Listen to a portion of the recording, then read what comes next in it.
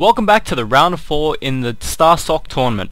This is game 3 in the best of 5 series on Tal'Darim Altar. So this is going to be yet another GSL map, and being a GSL map, it is going to be favoring macro play quite a bit. As you can tell, there are 12 expos on the map. Yeah, that's right. 16 possible bases, 4 being mains, 12 being expos. Simple maths will tell you that. So this is probably going to be a relatively long game unless one of the players does decide to do an all-in, which we did see Brockemon do in game 2. But we also know that both players are highly capable of doing macro games since game 1 did go on for quite a decent amount of time. So let's move right on to introducing our players. In the green chunks, spawning in the top left, we have our Zerg player, Rampager. In the blue trunks, spawning in the bottom left, we have our Terran player, Brockemon. Rampager is the favourite to win this, well, not really to win this, but he is one of the crowd favourites of this tournament. But Brockemon actually has been demonstrating like really stellar play so far. He has taken the first 2 games pretty convincingly. Of course, I must side with Rampager for game 2. He probably didn't expect that coming, because I clearly didn't either. That was some wacky play. So if you haven't seen game 2, go check it out. Although if you haven't, I probably already spoiled it for you, but it's still worth a watch. We do see Brockemon getting his refinery up. Nothing for Rampager yet. So he's probably going to be going for an expo first, which he just threw down just then.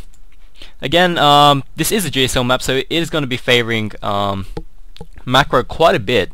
So it's not that odd that Zerg will tend to go for hatch first before pool on this map. Only just now throwing down his spawning pool at 16 supply.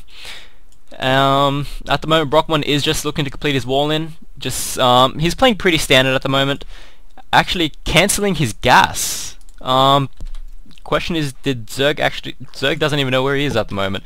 So he did cancel that gas, no idea why, but he probably has something interesting planned, because we all know that Brockemon is capable of that after game 2.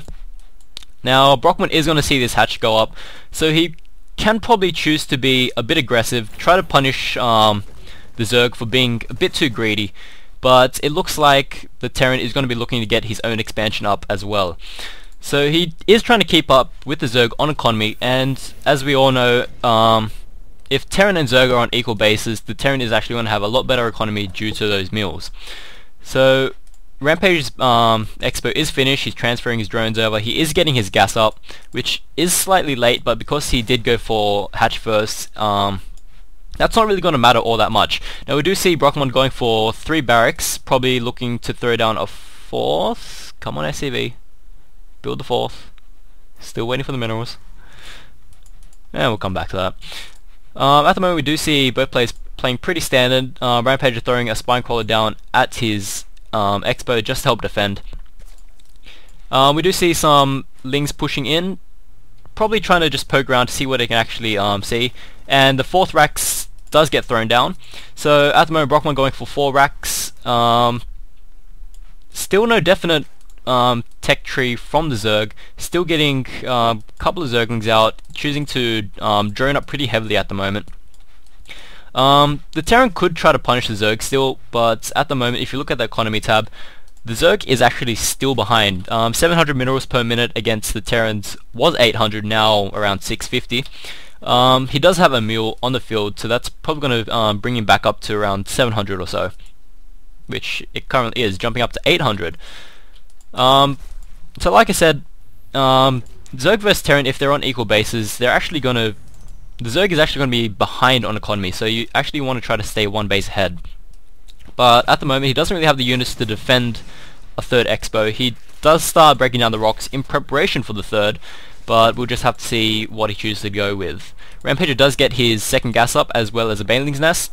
At the moment, that probably is going to be a pretty good idea, since he does know that the Terran is going for 4 racks, so he is going to have a predominantly bio-based army.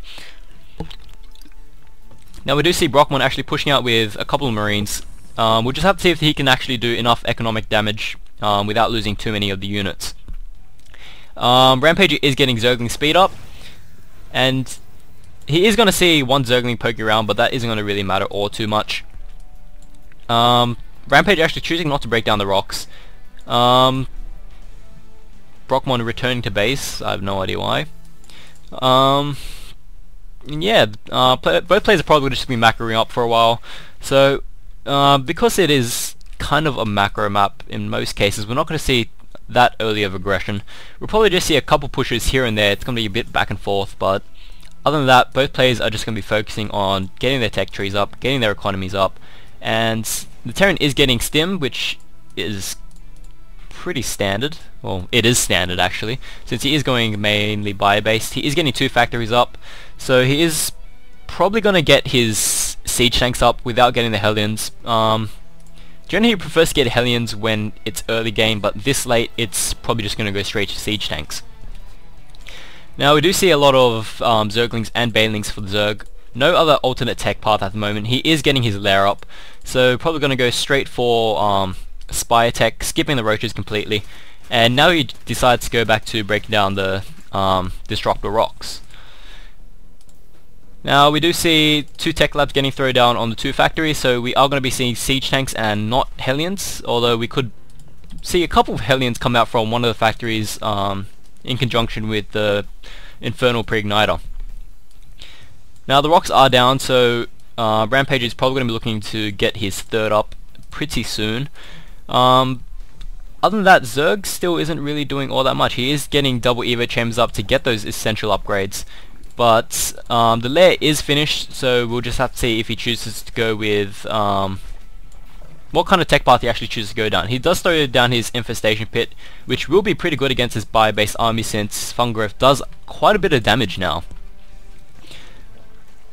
We do see Rampager actually deciding to push out slightly. Zerglings are just going to be trying to poke around. He's going to run to the Xel'Naga Tower, encounter some Marines. Probably is going to be able to pick them off since he does have Zergling speed now. And all 3 Marines do fall, returning back to the Xel'Naga Tower just to get some vision of the map. If I was Rampager, I'll probably just send 1 link down to this base as well, as it is going to give you some decent coverage when the Terran actually decides to push out. But opting to only put Zerglings at the 2 Xel'Naga watchtowers, actually pulling that link back, and now returning it. Rampager seems to be slightly indecisive, but nothing wrong with that. Rampager is moving his drone out to get that 3rd expansion up. Terran is going for infantry armor as well as infantry weapons 1. Zerg choosing to go for melee upgrades and carapace upgrade, also getting the Overlord speed. This is just going to help him when he decides to sack an Overlord, and it's just going to help him get a lot more coverage of the map. He also is getting the Pathogen Glance for the Infestors. That is the plus 25 starting energy, so he is going to be able to fungal growth straight away, which is actually going to be pretty useful, especially if the Terran does decide to push out straight away. The Terran is breaking down his rocks as well, so probably also looking to get a 3rd.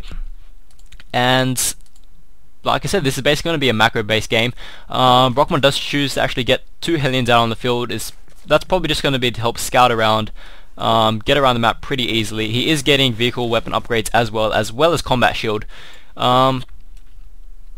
And yeah, both players actually choosing to turtle up slightly. Well, Zerg can't really turtle, but he's playing a bit defensive. 3rd base almost finished, and yeah, that's about all there really is to say at the moment. Brockemon is sending a Marine around the map. That's probably just to be scouting for extra Zerg expansions. Rampager probably did see that Marine run past. It probably doesn't really matter all that much though, since he isn't really going to encounter anything on this side of the map. Terran did throw a scan down, but he isn't going to see much at the expansion. He is going to see the Infestation Pit, but that could mean anything right now. Now, if we look at Zerg's unit count, we do have 65 drones to Terran's 46 SCVs.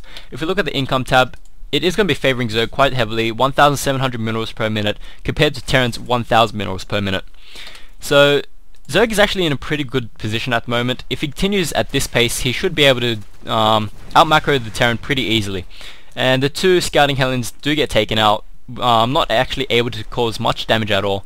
I'm actually pretty sure the Hellions were just move commanded rather than attack move, so they did actually clump up against the Zerglings, get taken out without really dealing any damage at all.